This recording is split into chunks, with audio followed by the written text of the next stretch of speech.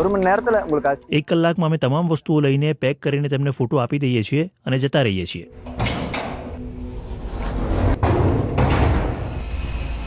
જ્યારે વરસાદની સિઝન હોય ત્યારે સ્મશાનમાં મૃતદેહોના અંતિમ સંસ્કાર કરવા અઘરું રહે છે અને જે લોકો પહાડો પર રહે છે તેમને પણ નીચે ઉતરીને આવવું અને મૃતદેહને અગ્નિદાહ આપવો ક્યારેક મુશ્કેલ કામ બની જાય છે.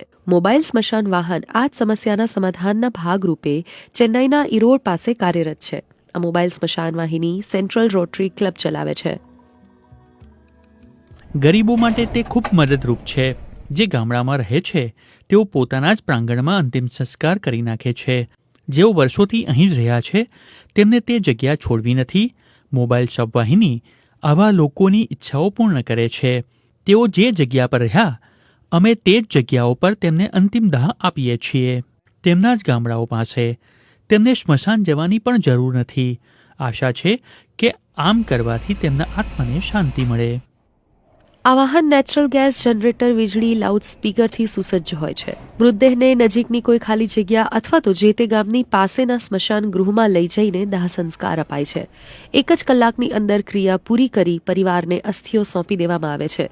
તેઓ આ કામ કરવાના દર એક મૃતદેહના 5,000 રૂપિયા લે છે. પહેલા તો દિવસના 1 કે 2 કેસ આવતા. હવે મોબાઈલ શબવાહિની માટે 5 ફોન આવી જાય છે.